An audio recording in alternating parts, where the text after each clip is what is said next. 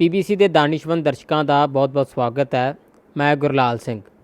ਤਾਂ ਜੇ ਪੰਜਾਬ ਦੇ ਵਿੱਚ ਅਸੀਂ ਗੱਲ ਕਰੀਏ, ਚਾਹੇ ਪੰਜਾਬ ਹੀ ਨਹੀਂ ਪੂਰੇ ਦੇਸ਼ ਭਰ 'ਚ ਜੇ ਅਸੀਂ ਗੱਲ ਕਰੀਏ, ਤਾਂ ਜਿੱਥੋਂ ਬੱਚਿਆਂ ਦਾ ਸਾਡਾ ਮੁੱਢ ਬਣਿੰਦਾ ਤਾਂ ਅਸੀਂ ਉਹ ਵਿੱਦਿਅਕ ਅਦਾਰਿਆਂ ਨੂੰ ਕਹਿ ਸਕਦੇ ਹਾਂ। ਪਰ ਅੱਜ ਕੁਝ ਕਿਸ ਤਰੀਕੇ ਨਾਲ ਸਰਕਾਰਾਂ ਨਵੇਂ ਤੋਂ ਨਵੇਂ ਫੈਸਲੇ ਲੈ ਰਹੀਆਂ ਨੇ। ਸੈਂਟਰ ਸਰਕਾਰ ਅੱਜ ਉਸ ਵਿਸ਼ੇ 'ਤੇ ਇੱਕ ਚਰਚਾ ਕਰਨ ਲੱਗੇ ਹਾਂ। ਸੈਨੇਟ ਜਿਹੜੀ ਹੈ ਖ਼ਤਮ ਕੀਤੀ ਜਾ ਰਹੀ ਹੈ ਪੰਜਾਬ ਯੂਨੀਵਰਸਿਟੀ ਚੰਡੀਗੜ੍ਹ ਦੀ। ਤਾਂ ਉੱਥੇ ਜਿਹੜੀ ਚਿੱਠੀ ਆਈ ਹੈ ਉਹ ਕੀ ਹੈ ਮਸਲਾ, ਅਤੇ ਸੈਨੇਟ ਵੀ ਕੀ ਹੈ ਉਸ 'ਤੇ ਵੀ ਜਾਣਾਂਗੇ। ਤਾਂ ਉੱਥੇ ਸਾਡੇ ਨਾਲ ਮਨਜਿੰਦਰ ਸਿੰਘ ਭੁੱਲਰ ਜਿਹੜੇ ਆਪ ਆਗੂ ਅਤੇ ਨਾਲ ਐਡਵੋਕੇਟ ਹੈ, ਉਹਨਾਂ ਦਾ ਪਹਿਲਾਂ ਸਵਾਗਤ ਕਰਦੇ ਹਾਂ। ਭੁੱਲਰ ਸਾਹਿਬ, ਤੁਹਾਡਾ ਬਹੁਤ ਬਹੁਤ ਸਵਾਗਤ ਹੈ। ਬਹੁਤ ਮਿਹਰਬਾਨੀ ਗੁਰਲਾਲ ਜੀ, ਤੁਹਾਡੇ ਸਾਰੇ ਦੇਖਣ ਸੁਣਨ ਵਾਲਿਆਂ ਨੂੰ ਮੇਰੇ ਵੱਲੋਂ ਫਤਿਹ ਅਰਜ਼ ਹੈ ਜੀ। ਔਰ ਸ਼ੁਕਰੀਆ, ਤੁਸੀਂ ਐਡੇ ਸੰਵੇਦਨ ਵਿਸ਼ੇ 'ਤੇ ਗੱਲ ਕਰਨ ਵਾਸਤੇ ਆਪਣਾ ਕੀਮਤੀ ਸਮਾਂ ਦਿੱਤਾ, ਕਿਉਂਕਿ ਇਕੱਲਾ ਪੋਲੀਟੀਸਾਈਜ਼ ਕਰਨ ਵਾਸਤੇ ਜਾਂ ਇਕੱਲਾ ਐਜੂਕੇਸ਼ਨ ਨਾਲ ਨਹੀਂ, ਇਹ ਸਾਡੀਆਂ ਸੰਵੇਦਨਾਵਾਂ ਨਾਲ ਵੀ ਜੁੜਿਆ ਹੋਇਆ ਸਬਜੈਕਟ ਹੈਗਾ। ਔਰ ਕਿਉਂਕਿ ਚੰਡੀਗੜ੍ਹ ਪੰਜਾਬ ਦੇ ਪਿੰਡਾਂ ਨੂੰ ਉਜਾੜ ਕੇ ਵਸਾਇਆ ਗਿਆ ਸੀਗਾ, ਔਰ ਇਹ ਤੁਸੀਂ ਸਮਝ ਲਓ ਕਿ ਉੱਧਰ ਨੂੰ ਇੱਕ ਕਦਮ ਹੈ ਜਿਹੜੇ ਪਹਿਲਾਂ ਪਿਛਲੀਆਂ ਸਰਕਾਰਾਂ ਨੇ ਸਟੈਪ ਬਾਏ ਸਟੈਪ ਸਾਡੇ ਸਾਰੇ ਦਫ਼ਤਰ ਜਿਹੜੇ ਹੈਗੇ ਨੇ ਪੰਜਾਬ ਸਰਕਾਰ ਦੇ, ਚਾਹੇ ਉਹ ਜੰਗਲਾਤ ਦਾ, ਚਾਹੇ ਉਹ ਰੂਰਲ ਡਿਵੈਲਪਮੈਂਟ ਦਾ, ਚਾਹੇ ਮੈਡੀਕਲ ਨਾਲ ਜੁੜੇ ਹੋਏ ਕੁਝ ਆਫਿਸਿਸ, ਉਹ ਸਾਰੇ ਮੋਹਾਲੀ ਸ਼ਿਫਟ ਕਰਦੇ। ਚੰਡੀਗੜ੍ਹ ਤੋਂ ਸਾਡਾ ਹੌਲੀ ਹੌਲੀ ਕਲੇਮ ਹੀ ਜਿਹੜਾ ਹੈਗਾ ਖ਼ਤਮ ਹੁੰਦਾ ਜਾ ਰਿਹਾ। ਔਰ ਜਦੋਂ ਪਾਰਟੀਸ਼ਨ ਹੋਈ ਹੈ, ਰੀਆਰਗਨਾਈਜੇਸ਼ਨ ਜਿਹਨੂੰ ਕਹਿ ਦਿੰਦੇ ਹਾਂ, 66 'ਚ ਨਵਾਂ ਸੂਬਾ ਬਣਿਆ, ਉਦੋਂ ਅਸੈਂਬਲੀ ਵੀ ਅੱਧੀ ਵੰਡੀ ਗਈ, ਸੈਕਟਰੀਏਟ ਵੀ ਅੱਧਾ ਵੰਡਿਆ ਗਿਆ। ਔਰ ਹੁਣ ਹੌਲੀ ਹੌਲੀ ਜਿਸ ਹਿਸਾਬ ਨਾਲ RSS ਔਰ ਸੈਂਟਰਲ ਗੌਰਮੈਂਟ ਸਾਡੇ ਇਹਨਾਂ ਇੰਸਟੀਟਿਊਸ਼ਨਸ ਦੇ ਉੱਪਰ ਆਪਦਾ ਜਿਹੜਾ ਇੱਕ ਗਲਬਾ ਔਰ ਕਬਜ਼ਾ ਕਰ ਰਹੀ ਹੈ, ਗਲਬਾ ਬਣਾ ਰਹੀ ਹੈ, ਤਾਂ ਆਉਣ ਵਾਲੇ ਸਮੇਂ ਦੇ ਵਿੱਚ ਸਾਡਾ ਜਿਹੜਾ ਚੰਡੀਗੜ੍ਹ ਤੋਂ ਵੀ ਕਲੇਮ ਖਤਮ ਹੋ ਜਾਏਗਾ। ਔਰ ਯੂਨੀਵਰਸਿਟੀ ਜਿਹਨੂੰ ਅਸੀਂ ਆਪਣੇ ਲਹੂ ਪਾਣੀ ਦੇ ਨਾਲ ਸਿੰਜਿਆ ਆ, ਉਹਦੇ ਉੱਤੇ ਚੜ੍ਹਾਈ ਕਰਕੇ ਮੈਂ ਕਹੂੰਗਾ ਕਿ ਕੇਂਦਰ ਸਰਕਾਰ ਜਿਹੜੀ ਹੈਗੀ ਆ, ਸੈਨੇਟ ਨੂੰ ਖਤਮ ਕਰਕੇ ਔਰ ਆਪਣੇ ਹੱਥਾਂ ਹੇਠ ਲਿਆਉਣਾ ਚਾਹੁੰਦੀ ਹੈ। ਔਰ ਉਹਦੇ ਥਰੂ ਫਿਰ ਆਉਣ ਵਾਲੇ ਸਮੇਂ ਦੇ ਵਿੱਚ ਇਹਦੇ ਨਤੀਜੇ ਬੜੇ ਭਿਅੰਕਰ ਨਿਕਲਣਗੇ, ਕਿਉਂਕਿ ਐਜੂਕੇਸ਼ਨਲ ਅਦਾਰੇ ਜਿਹੜੇ ਸਾਡੀਆਂ ਇੰਸਟੀਟਿਊਸ਼ਨਸ ਆ, ਉਹ ਨਰਸਰੀ ਹੈ ਜਿੱਥੋਂ ਸਾਡੇ ਸਕੋਲਰਸ ਨਿਕਲਦੇ ਆ, ਜਿੱਥੋਂ ਸਾਡੇ ਬਿਊਰੋਕਰੇਟਸ ਨਿਕਲਦੇ ਆ, ਜਿੱਥੋਂ ਸਾਡੇ ਰੋਸ਼ਨ ਦਿਮਾਗ ਪੋਲੀਟੀਸ਼ੀਅਨਸ ਨਿਕਲਦੇ ਆ। ਸੋ ਇਹ ਬੜਾ ਜਿਹੜਾ ਹੈਗਾ ਚਿੰਤਾ ਦਾ ਬਾਇਸ ਹੈ ਸਾਡੇ ਵਾਸਤੇ, ਬੜਾ ਮਾਯੂਸਕੁਨ ਵਰਤਾਰਾ ਆ ਜਿਹੜਾ ਕੇਂਦਰ ਸਰਕਾਰ ਕਰ ਰਹੀ ਹੈ। ਮਨਜਿੰਦਰ ਜੀ, ਜੇ ਆਪਾਂ ਸੁਣਿਆ ਸਾਰਿਆਂ ਨੇ, ਚਾਹੇ ਬੱਚੇ ਹੈ ਜਾਂ ਕਿਸੇ ਪੰਜਾਬ ਦੇ ਵਾਸੀਆਂ ਦੀ ਗੱਲ ਕਰੀਏ, ਸੈਨੇਟ ਸ਼ਬਦ ਜ਼ਰੂਰ ਸੁਣਿਆ। ਅਸਲ 'ਚ ਜੇ ਇਸ ਦੀ ਪਰਿਭਾਸ਼ਾ ਹੀ ਕਰੀਏ, ਸੈਨੇਟ ਹੈ ਕੀ ਅਸਲ ਦੇ ਵਿੱਚ? ਸੈਨੇਟ ਇੱਕ ਕਿਸਮ ਦੀ ਸਰਕਾਰ ਹੈ। ਜਿਵੇਂ ਅਸੀਂ MLAs ਚੁਣਦੇ ਹਾਂ, ਮੈਂ ਤੁਹਾਨੂੰ ਸੌਖਾ ਕਰਕੇ ਸਮਝਾਉਣਾ, ਅਤੇ MLAs ਤੋਂ ਅੱਗੋਂ ਮੰਤਰੀ ਚੁਣੇ ਜਾਂਦੇ ਆ, ਉਵੇਂ ਪੰਜਾਬ ਯੂਨੀਵਰਸਿਟੀ ਇੱਕ ਆਟੋਨਮਸ ਬਾਡੀ ਹੈ। ਕੋਈ ਵੀ ਸਰਕਾਰ ਪੰਜਾਬ ਯੂਨੀਵਰਸਿਟੀ ਵਿੱਚ ਗ੍ਰਾਂਟ ਦੇਣ ਤੋਂ ਇਲਾਵਾ ਹੋਰ ਕਿਸੇ ਤਰੀਕੇ ਇੰਟਰਫੇਅਰ ਨਹੀਂ ਕਰ ਸਕਦੀ। ਪੰਜਾਬ ਯੂਨੀਵਰਸਿਟੀ ਨੇ ਕੋਈ ਵੀ ਫੈਸਲਾ ਲੈਣਾ, ਕੋਈ ਕਾਲਜ ਕੰਸਟੀਚੂਐਂਟ ਕਾਲਜ ਬਣਾਉਣਾ ਹੈ, ਕਿਸੇ ਕਾਲਜ ਦੀ ਮਾਨਤਾ ਰੱਦ ਕਰਨੀ ਹੈ, ਕਿਸੇ ਕਾਲਜ ਨੂੰ ਮਾਨਤਾ ਦੇਣੀ ਹੈ, ਨਵੇਂ ਕੋਰਸਿਸ ਲੈ ਕੇ ਆਉਣੇ ਆ, ਤਾਂ ਉਹ ਪੰਜਾਬ ਯੂਨੀਵਰਸਿਟੀ ਆਪ ਡਿਸਾਈਡ ਕਰੂਗੀ। ਜਿਹੜੀ ਪੰਜਾਬ ਯੂਨੀਵਰਸਿਟੀ ਦੀ ਸੈਨੇਟ ਆ, ਉਹ ਸਮਝ ਲਓ ਅਸੈਂਬਲੀ ਹੈ, ਔਰ ਸੈਨੇਟ ਦੇ ਵਿੱਚੋਂ ਅੱਗੋਂ ਸਿੰਡੀਕੇਟ ਬਣਦੀ ਹੈ। 18 ਮੈਂਬਰ ਸਿੰਡੀਕੇਟ ਦੇ ਜਿਹੜੇ ਚੁਣੇ ਜਾਂਦੇ ਆ, ਉਹ ਕੈਬਨਿਟ ਆ, ਉਹ ਸਭ ਤੋਂ ਪ੍ਰਾਈਮ ਸੁਪਰੀਮ ਬਾਡੀ ਆ, ਔਰ ਵਾਈਸ ਚਾਂਸਲਰ ਸਾਹਿਬ ਉਹਦੇ ਐਕਸ ਓਫੀਸ਼ੋ ਮੈਂਬਰ ਹੁੰਦੇ ਆ। ਔਰ ਉਸ ਸੈਨੇਟ ਨੂੰ ਭੰਗ ਕਰ ਰਹੇ ਆ ਇੱਕ ਜਿਹੜੇ ਯੂਨੀਵਰਸਿਟੀ ਗ੍ਰਾਂਟਸ ਕਮਿਸ਼ਨ, ਜਿਹਨੂੰ ਅਸੀਂ UGC ਕਹਿ ਦਿੰਦੇ ਹਾਂ, ਉਹਨਾਂ ਨੇ ਜਿਹੜੀ ਨਿਊ ਐਜੂਕੇਸ਼ਨ ਪਾਲਿਸੀ ਕੇਂਦਰ ਸਰਕਾਰ ਲੈ ਕੇ ਆਈ। In furtherance of that new education policy, UGC have issued a letter to Punjab university, Punjab ਸਰਕਾਰ ਨੂੰ ਤੇ ਪੰਜਾਬ ਯੂਨੀਵਰਸਿਟੀ ਨੂੰ ਇੱਕ ਚਿੱਠੀ ਜਾਰੀ ਕੀਤੀ ਹੈ ਕਿ ਸੁਧਾਰ ਕੀਤੇ ਜਾਣ ਲੋੜੀਂਦੇ। ਉਹਨਾਂ ਸੁਧਾਰਾਂ ਦੇ ਆੜ ਹੇਠ, ਅੰਡਰ ਦਾ ਗਾਰਬ ਆਫ ਦੈਟ ਨੋਮਨਕਲੇਚਰ, ਇਹ ਕਮੇਟੀ ਜਿਹੜੀ ਹੈਗੀ ਉਹ ਕਹਿ ਰਹੀ ਹੈ ਕਿ ਤੁਸੀਂ ਸੈਨੇਟ ਵੀ ਖਤਮ ਕਰ ਦਿਓ, ਸਿੰਡੀਕੇਟ ਵੀ ਖਤਮ ਕਰ ਦਿਓ, ਅਤੇ ਵਾਈਸ ਚਾਂਸਲਰ ਨੋਮੀਨੇਟ ਕਰੂਗਾ ਮੈਂਬਰਸ ਨੂੰ। ਹੁਣ ਵਾਈਸ ਚਾਂਸਲਰ ਹੱਥ ਠੋਕਾ ਬਣਿਆ ਹੋਇਆ ਕੇਂਦਰ ਸਰਕਾਰ ਦਾ। ਸੋ ਇਸ ਕਰਕੇ ਅਗਰ ਇਹ ਸਿਫਾਰਸ਼ਾਤ ਜਿਹੜੀਆਂ ਹੈਗੀਆਂ ਲਾਗੂ ਹੋ ਜਾਂਦੀਆਂ, ਤਾਂ ਇਹ ਪੰਜਾਬ ਯੂਨੀਵਰਸਿਟੀ ਦੀ ਸੈਨੇਟ ਤਾਂ ਖਤਮ ਹੋਊਗੀ। ਪੰਜਾਬ ਯੂਨੀਵਰਸਿਟੀ ਦੇ ਨਾਲ ਜਿਹੜੇ ਜੁੜੇ ਹੋਏ ਸਾਰੇ ਕਾਲਜਸ ਨੇ, ਉਹ ਸਾਰਾ ਢਾਂਚਾ ਹੀ ਇੱਕ ਵਾਰ ਸਟਰਕਚਰ ਸਾਰਾ ਅਪਸੈਟ ਹੋ ਜਾਊਗਾ। ਮਨਜਿੰਦਰ, ਇਸ ਦੇ ਫਾਇਦੇ ਵੀ ਸਾਨੂੰ ਜ਼ਰੂਰ ਦੱਸੋ। ਫਾਇਦੇ ਕੀ ਸੀਗੇ ਜਦੋਂ ਸੈਨੇਟ ਹੈ ਸੀ? ਜੇ ਹੁਣ ਖਤਮ ਹੋ ਜਾਏਗੀ ਤਾਂ ਇਸ ਦੇ ਨੁਕਸਾਨ ਕੀ ਨੇ?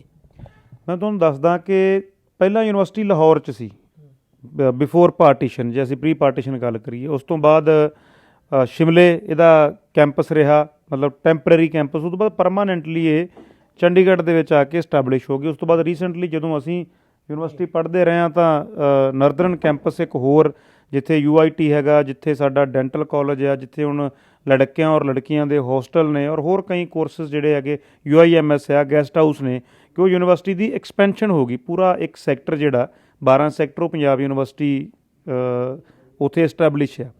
ਔਰ ਸੈਨੇਟ ਜਿਵੇਂ ਮੈਂ ਤੁਹਾਨੂੰ ਦੱਸਿਆ ਕਿ ਆਟੋਨਮਸ ਬੋਡੀ ਸੀਗੀ ਕਿ ਪੰਜਾਬ ਦੇ ਵਿੱਚ ਇਹਨਾਂ ਨੇ ਕੰਸਟੀਚੁਐਂਸੀਜ਼ ਵੰਡੀਆਂ ਹੋਈਆਂ। ਇੱਕ ਗ੍ਰੈਜੂਏਟ ਕੰਸਟੀਚੁਐਂਸੀ ਹੈ ਜਿਹਦੇ 'ਚ ਤੁਹਾਡੇ ਮੇਰੇ ਵਰਗਾ ਕੋਈ ਵੀ ਪੰਜਾਬ ਯੂਨੀਵਰਸਿਟੀ ਦਾ ਗ੍ਰੈਜੂਏਟ ਚੋਣ ਲੜ ਸਕਦਾ। 15 ਮੈਂਬਰ ਗ੍ਰੈਜੂਏਟ ਕੰਸਟੀਚੁਐਂਸੀ ਚੁਣੇ ਜਾਂਦੇ ਸੀ। ਇਸੇ ਤਰ੍ਹਾਂ ਹੀ ਜਿਹੜੇ ਰਿਸਰਚਰਸ ਉਹਨਾਂ ਦੀ ਕੰਸਟੀਚੁਐਂਸੀ, ਰਜਿਸਟਰਾਰ ਕੰਸਟੀਚੁਐਂਸੀ, ਪ੍ਰਿੰਸੀਪਲਸ ਦੀ ਕੁੱਲ ਮਿਲਾ ਕੇ 90 ਮੈਂਬਰ ਨੇ, ਜਿਹਦੇ ਵਿੱਚੋਂ 36 member vice president of India ਜਿਹੜਾ ਪੰਜਾਬ ਯੂਨੀਵਰਸਿਟੀ ਦਾ ਚਾਂਸਲਰ ਹੁੰਦਾ ਹੈ ਉਹ ਨੋਮੀਨੇਟ ਕਰਦਾ ਸੀ। ਸੋ ਉਹ ਜਿਹੜੀ 90 ਮੈਂਬਰਾਂ ਦੀ ਇੱਕ ਕਹਿ ਲਓ ਅਸੈਂਬਲੀ, ਇੱਕ ਕਿਸਮ ਦੀ ਜਿਹੜਾ ਵਿਧਾਨ ਪ੍ਰੀਸ਼ਦ ਕਹਿ ਲਓ ਜਾਂ ਵਿਧਾਨ ਸਭਾ ਦੀ ਤਰਜ਼ ਦੇ ਉੱਪਰ ਜਿਹੜਾ ਉਹ ਹਾਊਸ ਚੁਣਿਆ ਜਾਂਦਾ ਸੀਗਾ, ਉਹਦੇ ਵਿੱਚ ਉਹ 18 ਮੈਂਬਰੀ ਸਿੰਡੀਕੇਟ ਚੁਣੀ ਜਾਂਦੀ ਸੀ। ਉਹ ਸਾਰੇ ਫੈਸਲੇ ਜਿਹੜੇ ਹੈਗੇ ਆ ਇੱਕ ਕਿਸਮ ਦੇ ਸਵਰਾਜ ਦੇ ਤਰੀਕੇ ਦੇ ਨਾਲ ਸਾਰੇ ਸੈਨੇਟਰਸ ਦਾ ਮਤ ਲੈ ਕੇ ਅਤੇ ਮੈਜੋਰਿਟੇਰੀਅਨ ਰੂਲ ਜਿਵੇਂ ਸਾਡੇ ਮੁਲਕ 'ਚ ਡੈਮੋਕ੍ਰੈਟਿਕ ਸੈਟਅਪ ਚੱਲਦਾ ਵਾ ਉਹ ਫੈਸਲੇ ਲੈਂਦੇ ਸੀਗੇ।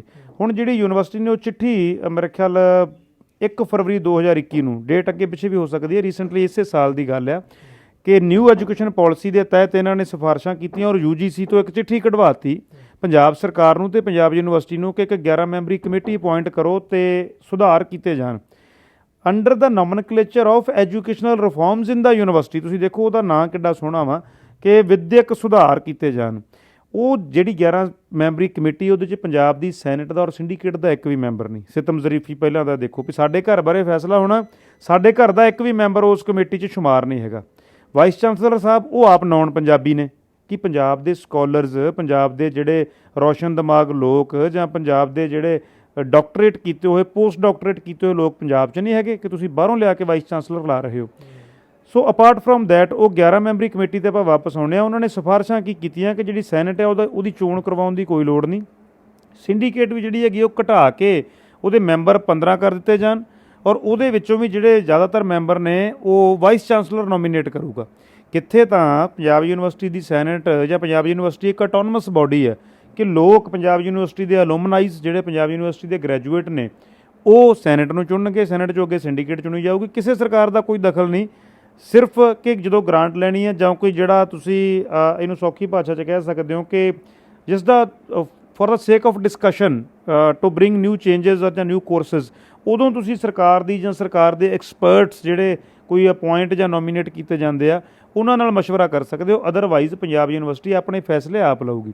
ਹੁਣ ਇਹਨਾਂ ਨੇ ਇੱਕ ਤਾਂ ਕਹਿਤਾ ਕਿ ਸੈਨੇਟ ਖਤਮ ਕਰ ਦਿਓ, ਸਿੰਡੀਕੇਟ ਦੇ ਸਾਰੇ ਮੈਂਬਰ ਜਿਹੜੇ ਹੈਗੇ ਨੇ ਉਹ ਵਾਈਸ ਚਾਂਸਲਰ ਸਾਹਿਬ ਅਪੁਆਇੰਟ ਕਰਨਗੇ ਔਰ ਪੰਜਾਬ ਸਰਕਾਰ ਨੇ ਇਹ ਕਿਹਾ ਸੀਗਾ ਕਿ ਜਿਹੜੇ ਉਹ ਮੈਂਬਰ ਅਪੁਆਇੰਟ ਵੀ ਕਰਨੇ ਤਾਂ 18 ਦੇ ਵਿੱਚੋਂ 9 ਪੰਜਾਬੀ ਹੋਣੇ ਚਾਹੀਦੇ ਆ। ਜੇ 9 ਆ ਤਾਂ 9 'ਚੋਂ 5 ਪੰਜਾਬੀ ਹੋਣੇ ਚਾਹੀਦੇ। ਉਹਦੇ 'ਤੇ ਜਿਹੜੀ ਇਹ 11 ਮੈਂਬਰੀ ਕਮੇਟੀ ਆ ਉਹ ਚੁੱਪ ਆ, ਉਹਦੇ 'ਤੇ ਉਹਨੇ ਕੋਈ ਸਿਫਾਰਿਸ਼ ਨਹੀਂ ਕੀਤੀ। ਔਰ ਸਭ ਤੋਂ ਖਤਰਨਾਕ ਗੱਲ ਜਿਹੜੀ ਉਹਦੇ 'ਚ ਸਿਫਾਰਿਸ਼ ਹੋਈ ਹੈ ਕਿ ਪੰਜਾਬ ਯੂਨੀਵਰਸਿਟੀ ਦੇ ਨਾਲ 200 ਦੇ ਕਰੀਬ ਕਾਲਜਸ ਨੇ, ਜਿਸ 'ਚੋਂ ਪੰਜਾਬ ਦੇ ਇਹ ਆਪਣੇ ਵਾਲੀ ਸਾਰੀ ਬੈਲਟ ਫਿਰੋਜ਼ਪੁਰ ਤੋਂ ਲੈ ਕੇ ਚੰਡੀਗੜ੍ਹ ਤੱਕ, ਲੁਧਿਆਣੇ ਦੇ ਸਾਰੇ ਕਾਲਜਸ, ਦੁਆਬਾ ਸਾਰਾ, ਹੁਸ਼ਿਆਰਪੁਰ, ਨਕੋਦਰ, ਈਵਨ ਟਾਂਡਾ ਮੁਕੇਰੀਆਂ ਤੱਕ, ਉਹ ਸਾਰੇ ਕਾਲਜਸ ਪੰਜਾਬ ਯੂਨੀਵਰਸਿਟੀ ਦੇ ਨਾਲ ਐਫੀਲੀਏਟਡ ਨੇ। ਕੌਂਸਟੀਚੁਐਂਟ ਕਾਲਜ ਨੇ 6 ਕਿ 7, ਜਿਵੇਂ ਆਪਣੇ ਫਿਰੋਜ਼ਪੁਰ ਕੌਂਸਟੀਚੁਐਂਟ ਕਾਲਜ ਆ, ਗੁਰੂ ਰਸਾਏ ਕੌਂਸਟੀਚੁਐਂਟ ਕਾਲਜ ਆ, ਸਿੱਖਾਂ ਵਾਲਾ ਇੱਕ ਇੱਧਰ ਦੁਆਬੇ ਦੇ ਵਿੱਚ ਹੈ ਉਹ, ਔਰ ਉਸ ਤੋਂ ਇਲਾਵਾ ਕੁਛ ਕਾਲਜਸ ਹਰਿਆਣੇ ਦੇ, ਮੇਰੇ ਖਿਆਲ ਹਿਮਾਚਲ ਦੇ ਵੀ ਕੁਛ ਕਾਲਜਸ ਜਿਹੜੇ। ਹੁਣ ਉਹ ਕਮੇਟੀ ਕੀ ਕਹਿੰਦੀ ਹੈ ਕਿ ਪੰਜਾਬ ਯੂਨੀਵਰਸਿਟੀ ਦੇ ਨਾਲ ਸਿਰਫ ਮੋਹਾਲੀ ਔਰ ਖਰੜ ਦਾ ਇਲਾਕਾ, ਜਿਹੜੇ ਉੱਥੇ ਕੋਈ 8-10 ਕਾਲਜ ਹੋਣਗੇ ਉਹ ਜੁੜੇ ਰਹਿੰਦੇ ਹੋ, ਬਾਕੀ ਸਾਰੇ ਕਾਲਜਸ ਕੱਟ ਕੇ ਜਾਂ ਪੰਜਾਬੀ ਯੂਨੀਵਰਸਿਟੀ ਨਾਲ ਜੋੜ ਦਿਓ ਜਾਂ ਗੁਰੂ ਨਾਨਕ ਦੇਵ ਯੂਨੀਵਰਸਿਟੀ ਨਾਲ ਜੋੜ ਦਿਓ, without having any thorough consideration, without doing any research work, without having any referendum from the people of the Punjab, without discussing with the alumnis of the Punjab university. ਇੱਕੋ ਦਮ ਆਊਟਰਾਈਟਲੀ ਇੱਕ 11 ਬੰਦਿਆਂ ਦਾ ਦਲ ਆਉਂਦਾ ਆ ਬਾਹਰੋਂ ਅਤੇ ਉਹ ਐਂ ਚਿੱਠੀ ਸਿੱਟ ਦਿੰਦਾ ਵੀ ਆਹ ਸਾਡੀਆਂ ਸਿਫਾਰਿਸ਼ਾਂ ਨੇ। ਅਤੇ ਤੁਸੀਂ ਇਹ ਦੇਖੋ ਕਿ ਬਿਨਾਂ ਪੰਜਾਬ ਸਰਕਾਰ ਨਾਲ ਕੰਸਲਟ ਕੀਤੇ ਹੋਏ, ਬਿਨਾਂ ਬਾਕੀ ਯੂਨੀਵਰਸਿਟੀਆਂ ਦੀ ਅਥਾਰਟੀਜ਼ ਨਾਲ ਕੰਸਲਟ ਕੀਤੇ ਹੋਏ, how you can announce this kind of the autocratic decision outrightly that ਕਿ ਇਹਨਾਂ ਨੂੰ ਬਿਲਕੁਲ ਕੱਟ ਥਰੂ ਕਰਕੇ ਤੇ ਤੁਸੀਂ ਸੁੱਟ ਦਿਓ। ਸੋ ਬੇਸਿਕਲੀ ਇਹ ਪੰਜਾਬ ਦੇ ਜਿਹੜੇ ਅਸਾਸੇ ਨੇ ਜਾਂ ਸਾਡੇ ਜਿਹਨੂੰ ਅਸੀਂ ਇੰਸਟੀਟਿਊਸ਼ਨਸ ਕਹਿ ਦਿੰਦੇ ਹਾਂ, ਕੇਂਦਰ ਸਰਕਾਰ ਨੇ ਜਿਵੇਂ ਬਾਕੀ ਇੰਸਟੀਟਿਊਸ਼ਨਸ ਖਤਮ ਕੀਤੀਆਂ, ਤੁਸੀਂ ਜਿੰਨੀਆਂ ਵੀ ਕੰਸਟੀਟਿਊਸ਼ਨਲ ਪੋਜੀਸ਼ਨਸ ਹੈਗੀਆਂ ਨੇ ਉਹ ਆਮ ਸੌਰੀ ਟੂ ਸੇ ਤੁਸੀਂ ਕੈਗ ਤੋਂ ਲੈ ਕੇ ਔਰ ਇਲੈਕਸ਼ਨ ਕਮਿਸ਼ਨ ਤੋਂ ਲੈ ਕੇ ਔਰ ਹੋਰ ਤਮਾਮ ਜਿੰਨੇ ਵੀ ਅਦਾਰੇ ਹੈਗੇ ਕੇਂਦਰ ਸਰਕਾਰ ਦੇ, ਉਹਨਾਂ ਦੇ ਵਿੱਚ ਕਿਸ ਢੰਗ ਨਾਲ ਇਨਫਿਲਟ੍ਰੇਸ਼ਨ ਹੈ ਸੈਂਟਰਲ ਗੌਰਮੈਂਟ ਦੀ, ਈਵਨ ਸੁਪਰੀਮ ਕੋਰਟ ਤੱਕ ਮਤਲਬ ਇਲਜ਼ਾਮ ਲੱਗਦੇ ਆ। ਅਤੇ ਉਸੇ ਤਰੀਕੇ ਪੰਜਾਬ ਯੂਨੀਵਰਸਿਟੀ ਤੋਂ ਸ਼ੁਰੂ ਕਰਕੇ ਜਿਹੜੇ ਬਾਕੀ ਵੀ ਸਾਡੇ ਅਦਾਰੇ, ਚਾਹੇ ਉਹ ਵਿੱਦਿਅਕ ਅਦਾਰੇ, ਚਾਹੇ ਧਾਰਮਿਕ ਅਦਾਰੇ, ਉਹਨਾਂ ਨੂੰ ਖਤਮ ਕਰਨ ਦੀ ਫਿਰਾਕ 'ਚ ਹੈ ਪੰਜਾਬ ਸਰਕਾਰ। ਔਰ ਪੰਜਾਬ ਦੇ ਲੋਕਾਂ ਨੂੰ ਮੈਂ ਸਮਝਦਾ ਕਿ ਨਿੱਠ ਕੇ ਇਸ ਗੱਲ ਦੇ ਉੱਤੇ ਪਹਿਰਾ ਦੇਣਾ ਚਾਹੀਦਾ ਆ। ਪੰਜਾਬ ਯੂਨੀਵਰਸਿਟੀ ਨੂੰ ਬਚਾਉਣਾ ਚਾਹੀਦਾ ਹੈ। ਮਨਜਿੰਦਰ ਜੀ, ਇੱਕ ਪੜ੍ਹਾਈ ਬੜਾ ਵੱਡਾ ਵਿਸ਼ਾ ਹੈ, ਇੱਥੇ ਸਾਡੇ ਸਿੱਖਿਆ ਦਾ ਵੱਡਾ ਪਸਾਰ ਹੈ, ਇਹਦੇ ਵਿੱਚ ਸਰਹੱਦਾਂ ਪਾਉਣੀਆਂ ਕਿਵੇਂ ਦੇਖਦੇ ਹੋ ਕਿ ਇਹ ਇੱਕ ਵੱਖਰਾ ਇੱਕ ਸੂਬਾ ਬਣਦਾ ਜਾ ਰਿਹਾ? ਪਹਿਲਾਂ ਮਾਂ ਬੋਲੀ ਦਾ ਰੋਲਾ, ਹੁਣ ਵਿੱਦਿਆ ਦਾ ਰੋਲਾ, ਇਹਦੇ ਵਿੱਚ ਸਰਹੱਦਾਂ ਤੈਅ ਕਰ ਦਿੱਤੀਆਂ ਨੇ। ਹੁਣ ਚਾਹੇ ਬੱਚੇ ਜਿਹੜੀ ਪੜ੍ਹਾਈ ਕਰ ਰਹੇ ਆ, ਕਿ ਇਹ ਜਿਹੜਾ ਚੀਜ਼ ਤੁਸੀਂ ਦੱਸੀ ਹੈ ਇਹ ਲਾਗੂ ਹੋ ਗਈ ਹੈ ਜਾਂ ਅਜੇ ਇਕੱਲੀਆਂ ਚਿੱਠੀਆਂ ਦੇ ਵਿੱਚ? ਦੇਖੋ, ਉਹਨਾਂ ਦੀ ਤਾਂ ਪੂਰੀ ਪੁਰਜ਼ੋਰ ਕੋਸ਼ਿਸ਼ ਹੈ ਕਿ ਇਹਨੂੰ ਧੱਕੇ ਨਾਲ, ਡੰਡੇ ਦੇ ਨਾਲ ਲਾਗੂ ਕਰਵਾਇਆ ਜਾਵੇ। ਪਰ ਕੁਝ ਲੋਕ ਜਿਹੜੇ ਸੁਹਿਰਦ ਲੋਕ ਜਾਂ ਪੰਜਾਬ ਯੂਨੀਵਰਸਿਟੀ ਨੂੰ ਪਿਆਰ ਕਰਨ ਵਾਲੇ, ਉਹਨਾਂ ਨੇ ਮਾਨਯੋਗ ਹਾਈ ਕੋਰਟ ਕੋਲੇ ਪਹੁੰਚ ਕੀਤੀ। ਮਾਨਯੋਗ ਹਾਈ ਕੋਰਟ ਨੇ ਇਹਨਾਂ ਨੂੰ ਕਿਹਾ ਕਿ ਤੁਸੀਂ ਇਲੈਕਸ਼ਨ ਕੰਡਕਟ ਕਰਵਾਓ। ਤਾਂ ਉੱਥੇ ਵਾਈਸ ਚਾਂਸਲਰ ਸਾਹਿਬ ਤੇ ਜਿਹੜਾ ਇਹਨਾਂ ਦਾ ਜਿੰਨਾ ਵੀ ਉਹ ਸਾਰਾ ਕੈਂਪ ਹੈਗਾ, ਉਹਨਾਂ ਨੇ ਕਿਹਾ ਕਿ ਕੋਵਿਡ ਹੈ, ਜਦੋਂ ਕੋਵਿਡ ਦਾ ਬਹੁਤ ਕਰੋਨਾ ਜ਼ੋਰਾਂ 'ਤੇ ਸੀਗਾ। ਤਾਂ ਹੁਣ ਲਾਸਟ ਮੇਰੇ ਖਿਆਲ 16 ਤਰੀਕ ਨੂੰ ਮੇਬੀ ਹੀਅਰਿੰਗ ਸੀਗੀ ਕੋਰਟ ਦੇ ਵਿੱਚ, ਤਾਂ ਹਾਈ ਕੋਰਟ ਨੇ ਡਾਇਰੈਕਸ਼ਨਾਂ ਕੀਤੀਆਂ ਸੀ ਕਿ ਸ਼ਡਿਊਲ ਜਿਹੜਾ ਹੈਗਾ ਵਾ ਉਹ ਤੁਸੀਂ ਪਲੇਸ ਔਨ ਰਿਕਾਰਡ ਕਰੋ and it's mandatory for you to conduct the election of senate, ਕਿ ਸੈਨੇਟ ਦੀ ਚੋਣ ਕਰਾਓ ਬੰਦੇ ਦੇ ਪੁੱਤ ਬਣ ਕੇ, ਜਾਂ ਤਾਂ ਸੰਵਿਧਾਨ ਜਿਹੜਾ ਹੈਗਾ ਯੂਨੀਵਰਸਿਟੀ ਦਾ ਉਹਨੂੰ ਹੀ ਤਬਦੀਲ ਕਰ ਦਿਓ। ਮੇਰੇ ਖਿਆਲ ਉਹ ਪ੍ਰੀ ਪਾਰਟੀਸ਼ਨ ਆ ਜਾਂ ਉਸ ਤੋਂ ਬਾਅਦ, ਕਿ ਸੈਨੇਟ ਜਾਂ ਸਿੰਡੀਕੇਟ ਜਦੋਂ ਵੰਸ ਉਹ ਕਹਿ ਰਿਹਾ ਕਿ ਇਹ ਇੱਕ ਆਟੋਨਮਸ ਬਾਡੀ ਹੈ ਅਤੇ ਵਾਈਸ ਪ੍ਰੈਜ਼ੀਡੈਂਟ ਕੋਲੇ ਕੋਈ ਅਥਾਰਟੀ ਹੈ ਨਹੀਂ। ਜਦੋਂ ਇੱਕ ਐਕਟ ਬਣਿਆ ਹੋਇਆ, ਉਸ ਐਕਟ ਤੋਂ ਬਾਹਰ ਜਾ ਕੇ vice chancellor in the capacity of vice president in the capacity of chancellor, how he can issue such kind of the autocratic directions. ਤਾਂ ਹੁਣ ਹਾਈ ਕੋਰਟ ਦੇ ਵਿੱਚ 19 ਤਰੀਕ ਮੇਰੇ ਖਿਆਲ ਅੱਜ 19 ਹੀ ਹੈ, ਅੱਜ ਸ਼ਾਇਦ ਪੇਸ਼ੀ ਹੈ, ਔਰ ਆਉਣ ਵਾਲੀ 18 ਅਗਸਤ ਤੱਕ ਸ਼ਾਇਦ ਸੈਨੇਟ ਦੀਆਂ ਇਲੈਕਸ਼ਨਸ ਜਿਹੜੀਆਂ ਉਹ ਹੋ ਜਾਣ। ਪਰ ਜਿਹੜਾ ਤੁਹਾਡਾ ਸਵਾਲ ਆ ਕਿ ਇਹ ਵੰਡੀਆਂ ਪਾ ਰਹੇ ਨੇ ਜਾਂ ਮਤਲਬ ਲੋਕਾਂ ਨੂੰ ਉਲਝਾ ਕੇ ਸਾਡੇ ਇੰਸਟੀਟਿਊਸ਼ਨ ਨੂੰ ਖਤਮ ਕਰਨਾ ਚਾਹੁੰਦੇ ਨੇ, ਇਹ ਤਾਂ ਬਹੁਤ ਮੰਦਭਾਗਾ ਆ। ਤੁਸੀਂ ਮਾਂ ਬੋਲੀ ਦੀ ਗੱਲ ਕੀਤੀ ਆ, ਬੋਰਡਾਂ ਦੇ ਰੰਗ ਫੇਰਨ ਵਾਲਾ ਕੁਝ ਜਿਹੜੇ ਸਾਡੇ ਬੁੱਧੀਜੀਵੀ ਸੀ ਉਹਨਾਂ ਨੂੰ ਬਹੁਤ ਉਹ ਕਵਾਇਦ ਬੁਰੀ ਲੱਗੀ। ਬਟ ਅਲਟੀਮੇਟਲੀ ਅਕਰੋਸ ਦਾ ਇੰਡੀਆ ਤੁਸੀਂ ਦੇਖ ਲਓ, ਜਿੰਨੀਆਂ ਵੀ ਸਾਡੀਆਂ ਸਟੇਟਸ ਨੇ, ਯੂਨੀਅਨ ਟੈਰੀਟਰੀਜ਼, ਔਰ ਸਾਰੀਆਂ ਜਗ੍ਹਾਵਾਂ ਦੇ ਉੱਪਰ ਮਦਰ ਟੰਗ, ਮਦਰ ਲੈਂਗੁਏਜ ਉੱਪਰ ਔਰ ਬਾਕੀ ਹਿੰਦੀ ਔਰ ਜਿਹੜੀ ਸਾਡੀ ਰੋਮਨ ਅੰਗਰੇਜ਼ੀ ਹੈ ਉਹ ਥੱਲੇ ਲਿਖੀ ਹੁੰਦੀ ਹੈ। ਸੋ ਉਸੇ ਢੰਗ ਨਾਲ ਅਗਰ ਬਾਕੀ ਸਟੇਟਸ ਦੇ ਵਿੱਚ ਆ ਤਾਂ ਪੰਜਾਬ ਨੂੰ ਕਿਉਂ ਸਨੱਬ ਕਰਨਾ ਚਾਹੁੰਦੇ ਆ? ਇਹ ਤਾਂ ਇੱਕ ਮੈਂ ਹਲਕੀ ਫੁਲਕੀ ਐਗਜ਼ਾਮਪਲ ਦਿੱਤੀ ਹੈ ਤੁਹਾਨੂੰ। ਇਸ ਤੋਂ ਇਲਾਵਾ ਵੀ ਜਿਹੜਾ ਹੁਣ ਕਨਵੈਂਟ ਸਕੂਲਸ ਲਾ ਲਓ ਜਾਂ CBSE ਪੈਟਰਨ, ICSE ਪੈਟਰਨ, ਉਹ ਸਾਰੀ ਇੱਕ ਗਿਣੀ ਮਿਥੀ ਸਾਜ਼ਿਸ਼ ਦੇ ਤਹਿਤ ਪਹਿਲਾਂ ਮਾਂ ਬੋਲੀ ਨਾਲੋਂ ਲੋਕਾਂ ਨੂੰ ਤੋੜਿਆ ਜਾ ਰਿਹਾ, ਫਿਰ ਸਾਡੇ ਖਿੱਤੇ ਨਾਲੋਂ ਜਿਹੜੀ ਤੁਸੀਂ ਹਿਜਰਤ ਹੋ ਰਹੀ ਹੈ, ਅਸੀਂ ਸਾਰੇ ਤੁਹਾਡੇ ਵਰਗੇ ਨੌਜਵਾਨ ਜਿਹੜੇ ਬਾਹਰ ਜਾ ਰਹੇ ਆ, ਤਾਂ ਇੱਕ ਡੈਕੇਡ ਬਾਅਦ, ਇੱਕ ਦਹਾਕੇ ਦੇ ਬਾਅਦ ਪੰਜਾਬ ਦਾ ਮੂੰਹ ਮੁਹਾਂਦਰਾ ਕਿਹੋ ਜਿਹਾ ਹੋਊਗਾ? ਇਹਦਾ ਜਿਹੜਾ ਕਿਆਫਾ ਵਾ, ਅਸੀਂ ਇਹਨਾਂ ਸਾਰੀਆਂ ਇਸ ਹਿਸਾਬ ਨਾਲ ਮੇਰੇ ਖਿਆਲ ਨਾਲ ਯੂਨੀਵਰਸਿਟੀ ਦਾ ਨਾਮ ਵੀ ਆਉਣ ਵਾਲੇ ਸਮੇਂ 'ਚ ਫਿਰ ਬਦਲਿਆ ਜਾ ਸਕਦਾ। ਜੇ ਪੰਜਾਬ ਯੂਨੀਵਰਸਿਟੀ ਹੈ ਉਸ ਦਾ ਵੀ ਨਾਮ, ਇਹ ਤਾਂ ਖਤਰਾ ਫਿਰ। ਦੇਖੋ, ਕੁਛ ਵੀ ਕਰ ਸਕਦੇ ਆ ਜਦੋਂ ਜਿਹੜਾ ਘਰ ਦਾ ਮਾਲਕ ਹੈ ਉਹਦੇ ਕੋਲੇ ਅਥਾਰਟੀ ਹੈ ਨਾ। ਅੱਜ ਪੰਜਾਬ ਯੂਨੀਵਰਸਿਟੀ ਆ ਤੇ ਅੱਜ ਉੱਥੇ ਸਟੂਡੈਂਟ, ਅੱਜ ਸੈਨੇਟ ਆ ਤਾਂ ਅੱਜ ਉੱਥੇ ਸਟੂਡੈਂਟ ਕਾਉਂਸਲ ਵੀ ਹੈ। ਕੱਲ੍ਹ ਨੂੰ ਜਦੋਂ ਤੁਸੀਂ ਸੈਨੇਟ ਹੀ ਖਤਮ ਕਰਤੀ, ਇੱਕ ਬੰਦੇ ਦੇ ਹੱਥ ਕਮਾਂਡ ਆ ਗਈ, ਨਵੇਂ ਲੀਡਰ ਵੀ ਨਹੀਂ ਫਿਰ ਪੈਦਾ ਹੋਣੇ। ਮੈਂ ਤੁਹਾਨੂੰ ਕਹਿ ਰਿਹਾ ਗੁਰਲਾਲ ਜੀ ਵੀ ਅਗਰ ਸੈਨੇਟ ਜਿਹੜਾ ਚੁਣਿਆ ਹੋਇਆ ਇੱਕ ਸਾਡਾ ਸਦਨ ਆ, ਚੁਣਿਆ ਹੋਇਆ ਸਾਡਾ ਇੱਕ ਮੁਹਾਜ਼ ਆ, ਜਿਸ ਮਰਕਜ਼ ਤੇ ਖੜ ਕੇ ਅਸੀਂ ਗੱਲ ਕਰ ਸਕਦੇ ਹਾਂ, ਉਹ ਖਤਮ ਹੋ ਗਿਆ, ਤੇ ਫਿਰ ਜਿਹੜੀ ਸੈਨੇਟ ਜਿਹੜੀ ਸਟੂਡੈਂਟ ਕਾਉਂਸਲ ਆ, ਵਾਈਸ ਚਾਂਸਲਰ ਨੇ ਸਿਰਫ ਇੱਕ ਦਸਤਖਤ ਹੀ ਕਰਨਾ ਵਾ ਕਿ ਅੱਜ ਤੋਂ ਬਾਅਦ ਪੰਜਾਬ ਯੂਨੀਵਰਸਿਟੀ ਵਿੱਚ ਵਿਦਿਆਰਥੀ ਚੋਣਾਂ ਨਹੀਂ ਹੋਣਗੀਆਂ। ਤੇ ਜੇ ਹੋਣਗੀਆਂ ਤੇ ਫਿਰ ਉਹ ਆਪਦੀ ਜਿਹੜੀ ਉਹਨਾਂ ਦੀ ABVP ਜਾਂ ਹੋਰ ਜਥੇਬੰਦੀਆਂ ਹੈਗੀਆਂ ਉਹਨਾਂ ਨੂੰ ਉੱਪਰ ਚੁੱਕਣ ਦਾ ਯਤਨ ਕਰਨਗੇ, ਵੀ ਮਨ ਭਾਉਂਦੇ ਕੰਮ ਕਰਨਗੇ। ਜਿਹੜੀ ਇੱਕ ਮੌਲਿਕਤਾ ਆ ਉਹ ਖਤਮ ਹੋ ਜਾਊਗੀ। ਤੁਸੀਂ ਹੁਣ ਵੀ ਜਾ ਕੇ ਦੇਖੋ ਯੂਨੀਵਰਸਿਟੀ ਦੇ, ਮਤਲਬ ਇਹਨਾਂ ਲੋਕਾਂ ਦਾ ਜਿਹੜਾ ਫਨੈਟਿਕ ਨਜ਼ਰੀਆ ਉਹ ਇਸ ਗੱਲ ਤੋਂ ਜ਼ਾਹਰ ਹੁੰਦਾ ਆ ਕਿ ਪੰਜਾਬੀ ਨੂੰ ਮਿਟਾ ਕੇ ਹਿੰਦੀ ਲਿਖਤੀ ਬੋਰਡਾਂ ਦੇ ਉੱਪਰ, ਹੋਸਟਲਸ ਦੇ ਪਿੱਲਰ ਤੱਕ ਨੂੰ ਜਿਹੜਾ ਸੰਤਰੀ ਭਗਵਾ ਰੰਗ ਕੀਤਾ ਗਿਆ। ਔਰ ਇਹਨਾਂ ਦੇ ਮੰਤਰੀ ਨੇ, ਮੇਰੇ ਖਿਆਲ ਜਿਹੜੇ ਮੈਂਬਰ ਪਾਰਲੀਮੈਂਟ ਨੇ, ਸ਼ਾਇਦ ਸੋਮ ਪ੍ਰਕਾਸ਼ ਜੀ ਉਹਨਾਂ ਦਾ ਨਾਂ ਹੈ, ਉਹਨਾਂ ਨੇ ਬਕਾਇਦਾ ਕਿਹਾ ਸੀਗਾ ਕਿ ਅਸੀਂ ਜਦੋਂ ਵਿਰੋਧ ਕੀਤਾ ਵਿਦਿਆਰਥੀਆਂ ਨੇ, ਵਿਦਿਆਰਥੀ ਜਥੇਬੰਦੀਆਂ ਨੇ, ਸਾਡੇ ਵਰਗੇ ਅਲੂਮਨਾਈਜ਼ ਜਿਹੜੇ ਸਾਬਕ ਵਿਦਿਆਰਥੀ ਆ, ਤਾਂ ਉਹ ਕਹਿੰਦੇ ਐਂ ਨਹੀਂ ਤੇ ਅਸੀਂ ਐਂ ਕਰਵਾ ਲਾਂਗੇ। ਮੀਨ ਟੂ ਸੇ ਉਹਨੇ ਉਦੋਂ ਹੀ ਸਿਗਨਲ ਦੇ ਦਿੱਤਾ ਸੀ 1 ਈਅਰ ਬੈਕ, ਜਦੋਂ ਵਿਦਿਆਰਥੀਆਂ ਨੇ ਹਿੰਦੀ ਲਿਖਣ ਦਾ ਵਿਰੋਧ ਕੀਤਾ ਸੀ। ਅਸੀਂ ਕੋਈ ਖਿਲਾਫ ਥੋੜ੍ਹਾ ਹਿੰਦੀ ਦੇ। ਔਰ ਬਹੁਤ ਸਾਰੇ ਲੋਕਾਂ ਨੂੰ ਐਂ ਲੱਗਦਾ ਕਿ Hindi is the national language. ਇਹ ਵੀ ਮੈਂ ਤੁਹਾਡੇ ਅੱਜ ਮਾਧਿਅਮ ਰਾਹੀਂ ਕਲੀਅਰ ਕਰ ਦਿਆਂ ਕਿ ਸੰਵਿਧਾਨ 'ਚ ਕਿਤੇ ਨਹੀਂ ਲਿਖਿਆ ਭਾਰਤ ਦੀ ਕੋਈ ਰਾਸ਼ਟਰੀ ਭਾਸ਼ਾ ਨਹੀਂ ਹੈ। ਹਿੰਦੀ ਸਾਡੀ ਲਿੰਕ ਲੈਂਗੁਏਜ ਹੈਗੀ ਆ, ਜਿਹੜਾ ਆਰਟੀਕਲ 350 ਵਗੈਰਾ ਦੇ ਵਿੱਚ ਉਹਦੇ ਬਾਰੇ ਜ਼ਿਕਰ ਆਉਂਦਾ ਆ ਵੀ ਮਦਰ ਟੰਗ ਨੂੰ ਪ੍ਰੋਤਸਾਹਿਤ ਕਰਨਾ, ਅਸੀਂ ਉਹਦੇ ਵਾਸਤੇ ਸਾਨੂੰ ਐਫਰਟਸ ਲਾਉਣੇ ਚਾਹੀਦੇ ਆ ਅਤੇ ਲਿੰਕ ਲੈਂਗੁਏਜ ਦੇ ਤੌਰ 'ਤੇ ਵਰਤ ਸਕਦੇ ਹਾਂ। There is nothing any entity like national language. So ਜੇ ਉਹ ਨੈਸ਼ਨਲ ਲੈਂਗੁਏਜ ਨਹੀਂ ਹੈ ਫਿਰ ਸਾਡੇ 'ਤੇ ਤੁਸੀਂ ਕਿਉਂ ਥੋਪ ਰਹੇ ਹੋ? ਐਕਟ ਦੇ ਤਹਿਤ ਤੁਸੀਂ ਹਾਂ, ਅਸੀਂ ਸਤਿਕਾਰ ਕਰਦੇ ਹਾਂ ਸਾਰੀਆਂ ਭਾਸ਼ਾਵਾਂ ਦਾ, ਮਤਲਬ ਜਿੰਨੀਆਂ ਵੀ 22-23 ਦੇ ਕਰੀਬ ਲੈਂਗੁਏਜਿਸ ਸਾਡੇ 8ਵੇਂ ਸ਼ਡਿਊਲ 'ਚ ਨੇ ਸੰਵਿਧਾਨ ਜੀ, ਜਿਹਦੇ 'ਚ ਪੰਜਾਬੀ ਵੀ ਆ, ਬੋਡੋ, ਮਥਾਲੀ, ਸੰਥਾਲੀ, ਡੋਗਰੀ, ਕੋਨਕਾਨੀ, ਉਹ ਸਾਰੀਆਂ ਭਾਸ਼ਾਵਾਂ ਨੇ। ਪਰ ਇਹਦਾ ਮਤਲਬ ਇਹ ਨਹੀਂ ਨਾ ਕਿ ਇੱਕ ਸੂਬੇ ਦੀ, ਇੱਕ ਖਿੱਤੇ ਦੀ ਭਾਸ਼ਾ ਨੂੰ ਤੁਸੀਂ ਜਿਹੜਾ ਹੈਗਾ ਬਿਲਕੁਲ ਨੁੱਕਰੇ ਲਾ ਦਿਓ ਤੇ ਇੱਕ ਜਿਹੜਾ ਲੋਕਾਂ ਨੇ ਤੁਹਾਨੂੰ ਐਬਸੋਲੂਟ ਮੈਂਡੇਟ ਦਿੱਤਾ ਕੇਂਦਰ ਸਰਕਾਰ ਨੂੰ, ਉਹਦਾ ਮਿਸਯੂਜ਼ ਕਰੋ, ਉਹਦੇ ਤੋਂ ਗਰੇਜ ਕਰਨਾ ਚਾਹੀਦਾ। ਅਦਰਵਾਈਜ਼ ਆਉਣ ਵਾਲੇ ਦਿਨਾਂ ਦੇ ਵਿੱਚ ਜਿਹੜਾ ਹੈਗਾ ਉਹ ਵੱਡਾ ਐਜੀਟੇਸ਼ਨ ਅਸੀਂ ਕਰਾਂਗੇ ਇਸ ਵਿਸ਼ੇ ਉੱਤੇ। ਬਿਲਕੁਲ। ਇਹ ਫਿਰ ਇਸੇ ਤਰ੍ਹਾਂ ਜਿਹੜਾ ਦੇਖਿਆ ਜਾਵੇ ਪੰਜਾਬ ਦੇ ਉੱਤੇ ਜਿਵੇਂ ਵਿਪਤਾ ਬਣੀ ਹੈ, ਕੀ ਲੱਗਦਾ ਆਉਣ ਵਾਲੇ ਸਮੇਂ 'ਚ ਇਦੋਂ ਵੀ ਹੋਰ ਵੱਡੀਆਂ ਵਿਪਤਾ ਆਉਣ ਵਾਲੀਆਂ ਪੰਜਾਬ ਦੇ ਵਿੱਚ ਜੇ ਸਾਡੇ ਵਾਸੀ ਇਕਜੁੱਟ ਨਾ ਹੋਏ? ਕੀ ਅਪੀਲ ਕਰਨੀ ਚਾਹੋਗੇ ਵਾਸੀਆਂ ਨੂੰ ਪੰਜਾਬ ਦੇ, ਜਿਹੜੇ ਭਾਵੇਂ ਦੇਸ਼ ਨਹੀਂ ਬਲਕਿ ਦੁਨੀਆ ਭਰ ਦੇ ਵਿੱਚ ਵੱਸਦੇ ਆ? ਦੇਖੋ, ਪੰਜਾਬ ਦਾ ਨਾ ਇੱਕ ਸਿਆਸਤਦਾਨ ਤੇ ਉਹ ਵੀ ਕੋਈ ਬਹੁਤਾ ਅੱਛਾ ਨਹੀਂ, ਪਰ ਉਹ ਇੱਕ ਗੱਲ ਬੜੀ ਚੰਗੀ ਕਹਿੰਦਾ ਹੁੰਦਾ ਕਿ ਜਿਹੋ ਜਿਹਾ ਦੁੱਧ ਉਹੋ ਜਿਹਾ ਘਿਓ, ਜਿਹੋ ਜਿਹੇ ਲੋਕ ਉਹੋ ਜਿਹੇ ਲੀਡਰ। ਮੈਂ ਕੋਈ ਸੰਗਤ ਨੂੰ ਦੋਸ਼ ਨਹੀਂ ਦੇ ਰਿਹਾ ਕਿ ਲੋਕਾਂ ਦਾ ਦੋਸ਼ ਹੈ, ਬਟ ਜਿਹੜੀ ਕਲੈਕਟਿਵ ਕੌਨਸ਼ੀਅਸਨੈਸ ਦੀ ਘਾਟ ਆ। ਹਾਂ ਗੁਰਲਾਲ ਜੀ, ਤੁਸੀਂ ਦੇਖੋ, ਮੈਂ ਇੱਥੋਂ ਰੋਡ ਤੇ ਨਿਕਲਿਆ ਮੋਟਰਸਾਈਕਲ ਜਾਂ ਕਾਰ ਲੈ ਕੇ, ਟ੍ਰੈਫਿਕ ਰੂਲ ਵਾਇਲੇਟ ਕਰਤਾ ਕੋਈ ਨਿਯਮ, ਤਾਂ ਮੇਰੀ ਕੋਸ਼ਿਸ਼ ਕੀ ਹੈ ਵੀ ਮੈਂ 500 200 ਦੇ ਕੇ ਛੁੱਟ ਜਾਵਾਂ। ਘਰੇ ਮੀਟਰ ਹੈ, AC ਚੱਲ ਰਿਹਾ, ਤੇ ਕੋਸ਼ਿਸ਼ ਹੈ ਕਿ ਕੁੰਡੀ ਲਾ ਕੇ ਬਿਜਲੀ ਬਚਾਈ ਜਾਵੇ। ਦੁੱਧ ਵੇਚਣਾ ਤੇ ਉਹਦੇ 'ਚ ਪਾਣੀ ਪਾ ਲਿਆ ਜਾਵੇ। ਮਸ਼ੀਨ ਵਾਲੇ ਨੂੰ ਵਢਾਈ ਦੇਣੀ ਆ ਤੇ 4 ਕਨਾਲਾਂ ਘੱਟ ਦੱਸ ਦਿੱਤੀਆਂ ਜਾਣ।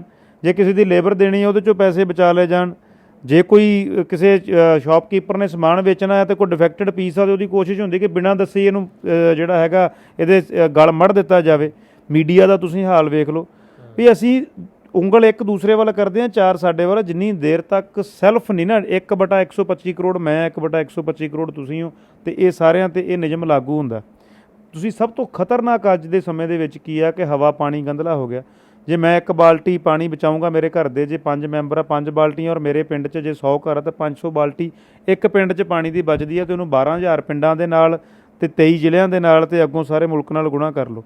ਪਰ ਮਸਲਾ ਇਹ ਹੈ ਉਹੀ ਜਿਹੜਾ ਇੱਕ ਪੁਰਾਣਾ ਘੱਸਿਆ ਪਟਿਆ ਫਰੇਜ਼ ਵੀ ਭਗਤ ਸਿੰਘ ਜੰਮੇ ਪਰ ਗੁਆਂਢੀਆਂ ਘਰੇ ਜੰਮੇ। ਕ੍ਰਾਂਤੀ ਦੀ ਜਿਹੜੀ ਉਹ ਲਾਟ ਆ, ਉੱਠੇ ਪਰ ਗੁਆਂਢੀਆਂ ਘਰੋਂ ਉੱਠੇ।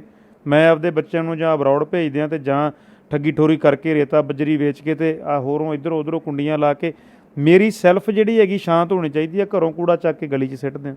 ਜਿੰਨੀ ਦੇਰ ਤੱਕ ਉਹ ਪ੍ਰਵਿਰਤੀ ਨਹੀਂ ਬਦਲਦੀ, ਉਹ ਮੇਰੇ ਤੇ, ਤੁਹਾਡੇ ਤੇ, ਮੇਰੇ ਪਰਿਵਾਰ ਤੇ, ਹਰ ਬੰਦੇ ਤੇ ਲਾਗੂ ਹੁੰਦੀ, ਔਰ ਅਸੀਂ ਸਾਰੇ ਉਸ ਮਨੋਸਥਿਤੀ ਦਾ ਸ਼ਿਕਾਰ ਹਾਂ। ਜਿੰਨੀ ਦੇਰ ਤੱਕ ਅਸੀਂ ਉਹਨੂੰ ਨਹੀਂ ਤੋੜਦੇ, ਉਨੀ ਦੇਰ ਤੱਕ ਸੁਧਾਰ ਦੀ ਉਮੀਦ ਬਹੁਤ ਘੱਟ ਹੈ। ਔਰ ਆਉਣ ਵਾਲੇ ਸਮੇਂ ਦੇ ਵਿੱਚ ਤੁਸੀਂ ਇਤਿਹਾਸ ਤੋਂ ਸੇਧ ਲਓ ਨਾ, ਤੇ ਜਾਂ ਇੱਕ ਸ਼ੇਅਰ ਬੜਾ ਹੁੰਦਾ ਵੀ ਜਿਹੜੇ ਕੌਮ ਦੇ ਖੂਨ 'ਚੋਂ ਗਈ ਗੈਰਤ, ਉਹਦਾ ਮਾਸ ਵੀ ਨਹੀਂ ਤੇ ਉਹਦੀ ਖੱਲ ਵੀ ਨਹੀਂ। ਜਿਹੜੇ ਬਾਗ ਦਾ ਮਾਲੀ ਬੇਈਮਾਨ ਹੋ ਜੇ, ਉਹਦੇ ਪੱਤੇ ਵੀ ਨਹੀਂ ਤੇ ਉਹਦੇ ਫਲ ਵੀ ਨਹੀਂ।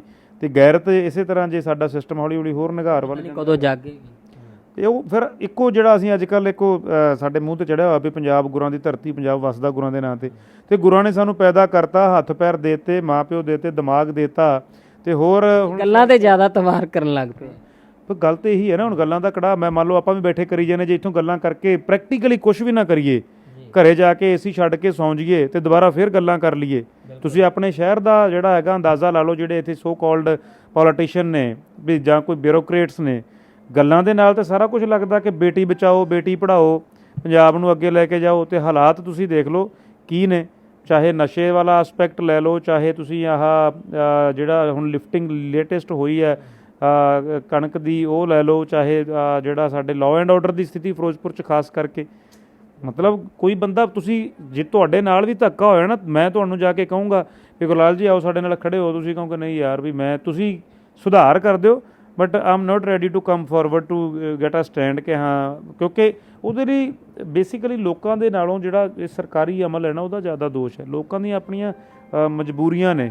ਮਤਲਬ ਪਰਿਵਾਰ ਹੈ ਹਰ ਵਿਅਕਤੀ ਦਾ, ਹਰ ਵਿਅਕਤੀ ਦੇ ਬੱਚਿਆਂ ਦਾ ਅੱਗੇ ਕਰੀਅਰ ਹੈ, ਤੇ ਜਿਹੜੇ ਕ੍ਰਿਮੀਨਲ ਸੌਰਟ ਆਫ ਐਲੀਮੈਂਟਸ ਨੇ ਉਹਨਾਂ ਦਾ ਕੀ ਅੱਜ ਕੱਲ੍ਹ ਮੈਨੂੰ ਲੱਗਦਾ ਕਿ ਫਿਰੋਜ਼ਪੁਰ ਜ਼ਿਲ੍ਹੇ 'ਚ ਜ਼ਿਆਦਾ ਨਹੀਂ ਤਾਂ 5000 ਦੇ ਕਰੀਬ ਇਲੀਗਲ ਵੈਪਨ ਹੋਣਾ। ਤੁਸੀਂ ਆਫ ਦਾ ਰਿਕਾਰਡ ਕਿਸੇ ਫਿਰੋਜ਼ਪੁਰ ਦੇ 4 ਥਾਣੇ ਨੇ, ਕਿਸੇ ਨੂੰ ਪੁੱਛਿਓ ਕੁਲਗੜੀ ਤੋਂ ਲੈ ਕੇ ਸਿਟੀ ਸਦਰ ਤੇ ਕੈਂਟ ਵਾਲਿਆਂ ਨੂੰ, ਈਵਨ RFK ਤੱਕ ਜਿਹੜੀ ਇਹ ਸਾਰੀ ਪੈਰੀਫੇਰੀ ਬੈਲਟ ਆ, ਕਿ ਮੈਨੂੰ ਕਿਸੇ ਬੰਦੇ ਨੇ ਕਿਹਾ ਕਿ ਯਾਰ ਇਲੀਗਲ ਵੈਪਨਸ ਬੜੇ ਨੇ ਇੱਥੇ ਮੁੰਡਿਆਂ ਕੋਲੇ, ਤੋਂ ਤੁਹਾਨੂੰ ਸਾਰਾ ਕੁਝ ਦੱਸ ਦੇਣਗੇ। ਉਹ ਕਹਿੰਦੇ ਸਾਡੇ ਹੱਥ ਵੱਜੇ ਹੋਏ ਆ। ਸੋ ਜੇਕਰ ਨਾ ਆਉਣ ਵਾਲੇ ਸਮੇਂ ਦੇ ਵਿੱਚ ਅਕਲ ਨੂੰ ਹੱਥ ਮਾਰਿਆ ਤਾਂ ਜਿਹੜੇ ਹਾਲਾਤ ਨੇ ਉਹ ਬਹੁਤ ਖਰਾਬ ਹੋਣ ਵਾਲੇ ਆ। ਭੁੱਲਰ ਸਾਹਿਬ, ਤੁਸੀਂ ਇੰਨੇ ਰਜੇਵਿਆਂ ਵਿੱਚੋਂ ਸਮਾਂ ਕੱਢਿਆ, ਅੱਜ ਪੰਜਾਬ ਦੇ ਇੱਕ ਬੜੇ ਵੱਡੇ ਵਿਸ਼ੇ 'ਤੇ, ਚਾਹੇ ਵਿਦਿਅਕ ਅਦਾਰੇ ਦੀ ਗੱਲ ਕਰ ਲਈਏ ਜਾਂ ਪੰਜਾਬ ਨੂੰ ਕਿਸ ਤਰੀਕੇ ਨਾਲ ਖਤਮ ਕਰਨ ਦੀਆਂ ਜਿਹੜੀਆਂ ਸਾਜ਼ਿਸ਼ਾਂ ਨੇ ਜਾਂ ਕੋਸ਼ਿਸ਼ਾਂ ਨੇ, ਉਸ ਉੱਤੇ ਖਾਸ ਚਰਚਾ ਕੀਤੀ। ਤੁਹਾਡਾ ਬਹੁਤ ਬਹੁਤ ਧੰਨਵਾਦ। ਬਹੁਤ ਸ਼ੁਕਰੀਆ ਗੁਰਲਾਲ ਜੀ, ਇੱਕ ਵਾਰ ਬਹੁਤ ਮਿਹਰਬਾਨੀ। ਸਾਰਿਆਂ ਨੂੰ ਫੇਰ ਫਤਿਹ, ਔਰ ਤੁਹਾਡਾ ਉਚੇਚੇ ਤੌਰ 'ਤੇ ਧੰਨਵਾਦ। ਤੁਹਾਡਾ ਸਮਾਂ ਜ਼ਿਆਦਾ ਕੀਮਤੀ ਹੈ। ਅਸੀਂ ਤਾਂ ਫੀਲਡ 'ਚ ਸਾਰਾ ਦਿਨ ਘੁੰਮਦੇ ਰਹਿੰਦੇ ਹਾਂ, ਔਰ ਸ਼ੁਕਰੀਆ, ਥੈਂਕ ਯੂ। ਤਾਂ ਤੁਸੀਂ ਅੱਜ ਇਸ ਖਾਸ ਚਰਚਾ 'ਚ ਸਿੱਖਣ ਦੀ ਇਹ ਗੱਲ ਮਿਲੀ ਹੈ ਸਾਨੂੰ ਕਿ ਜਿਹੜਾ ਪੰਜਾਬ ਦੇ ਵਿੱਚ ਇਹਨੂੰ ਇੱਕ ਹਿਸਾਬ ਦੀ ਅਸੀਂ ਬੜੀ ਵੱਡੀ ਜਿਹੜੇ ਕਹਿ ਲਈਏ ਵੀ ਹਾਲਾਤ ਮਾੜੇ ਨੇ, ਹੋਣ ਵੀ ਜਾ ਰਹੇ ਨੇ, ਹੋ ਵੀ ਗਏ ਨੇ। ਪਰ ਜਿੱਥੇ ਸਾਡੇ ਪੰਜਾਬ ਦੇ ਲੋਕਾਂ ਨੂੰ ਇਕਜੁੱਟ ਹੋਣ ਦੀ ਜ਼ਰੂਰਤ ਹੈ। ਹਰ ਵਾਰੀ ਇੱਕੋ ਹੀ ਗੱਲ ਆਉਂਦੀ ਹੈ, ਲੋਕਤੰਤਰਿਕ ਦੇਸ਼ 'ਚ ਰਹਿੰਦੇ ਹਾਂ ਪਰ ਚੰਗਾ ਲੀਡਰ ਨਹੀਂ ਹਜੇ ਤੱਕ ਚੁਣਿਆ ਇਸ ਕਰਕੇ ਨਹੀਂ ਗਿਆ ਕਿਉਂਕਿ ਗਲਤ ਕਿਤੇ ਨਾ ਕਿਤੇ ਅਸੀਂ ਖੁਦ ਵੀ ਹਾਂ। ਜਦੋਂ ਐਸੀ ਗਲਤ ਹਾਂ ਤਾਂ ਉਹ ਕਹਿ ਕਿ ਜਿਹੋ ਜਿਹੇ ਲੋਕ ਹੋਣਗੇ ਉਹੋ ਜਿਹੇ ਲੀਡਰ ਹੋਣਗੇ, ਪਰ ਕਈ ਲੋਕਾਂ ਦੀ ਮਜਬੂਰੀ ਬਣ ਗਈ ਹੈ। ਤਾਂ ਅੱਜ ਆਓ ਮਿਲ ਕੇ, ਅੱਜ ਸਾਡੇ ਕੋਲ ਆ ਜਿਹੜਾ ਹੁਣ 2022 ਦਾ ਇਲੈਕਸ਼ਨ ਆਉਣਾ ਜਾਂ ਕਿਸ ਤਰੀਕੇ ਦਾ, ਆਪਦੇ ਚੰਗਾ ਭਵਿੱਖ ਚੁਣਨ ਦੀ ਕੋਸ਼ਿਸ਼ ਕਰੋ ਜੋ ਤੁਹਾਡੀ ਆਵਾਜ਼ ਨੂੰ ਉਠਾਵੇ, ਨਾ ਕਿ ਭੇਦਭਾਵ ਜਾਂ ਗੱਲਾਂ ਜਾਂ ਧਰਮਾਂ ਦੇ ਵਿੱਚ ਨਾ ਜਾਓ। ਜੇ ਆਪਦੇ ਸੂਬੇ ਨੂੰ ਵੱਡੇ ਜਾਂ ਦੂਜੇ ਦੇਸ਼ਾਂ ਤੋਂ ਵੀ ਸੋਹਣਾ ਬਣਾਉਣਾ ਚਾਹੁੰਦੇ ਤਾਂ ਆਪਦੇ ਚੰਗੇ ਲੀਡਰ ਲੈ ਕੇ ਆਓ। ਤਾਂ ਅਸੀਂ ਆਸ ਕਰਦੇ ਹਾਂ ਤਾਂ ਤੁਹਾਨੂੰ ਇਸ ਖਾਸ ਚਰਚਾ ਬਹੁਤ ਵਧੀਆ ਲੱਗੀ ਹੋਏਗੀ। ਅਗਰ PBC ਤੁਹਾਨੂੰ ਲੱਗਦਾ ਕਿ ਚੰਗਾ ਕੰਮ ਕਰ ਰਿਹਾ, ਤੁਹਾਡੀ ਆਵਾਜ਼ ਹੈ ਕਿਤੇ ਜਿੱਥੇ ਤੁਸੀਂ ਗਲਤ ਹੋ, ਉੱਥੇ ਵੀ ਅਸੀਂ ਜਿਹੜੀ ਹੈ ਚਰਚਾ ਕਰਦੇ ਹਾਂ। ਜਿੱਥੇ ਅਸੀਂ ਗਲਤ ਹਾਂ ਤੁਸੀਂ ਸਾਨੂੰ ਵੀ ਦੱਸ ਸਕਦੇ ਹੋ, ਜਿੱਥੇ ਆਪਦਾ ਫੀਡਬੈਕ ਜ਼ਰੂਰ ਸਾਨੂੰ ਦਿਆ ਕਰੋ। ਅਸੀਂ ਕਿਉਂਕਿ ਸਿੱਖਦੇ ਹਾਂ ਅਤੇ ਸਿੱਖਦੇ ਹੀ ਰਹਿਣਾ। ਤਾਂ ਤੁਸੀਂ ਇਸੇ ਤਰ੍ਹਾਂ PBC ਨਾਲ ਜੁੜੇ ਰਹਿਣਾ, ਜਾਣੀ ਕਿ ਬਣੇ ਰਹਿਣਾ, ਚਾਹੇ ਜੁੜੇ ਰਹੋ ਚਾਹੇ ਬਣੇ ਰਹੋ। ਤਾਂ ਇਸੇ ਤਰ੍ਹਾਂ ਜਾਣੀ ਕਿ ਮੈਨੂੰ ਗੁਰਲਾਲ ਸਿੰਘ ਅਤੇ ਮੇਰੇ ਸਾਥੀ ਅਰਸ਼ਦੀਪ ਨੂੰ ਦਿਓ ਇਜਾਜ਼ਤ। ਤੁਸੀਂ ਦੇਖਦੇ ਰਹਿਣਾ PBC ਨਿਊਜ਼।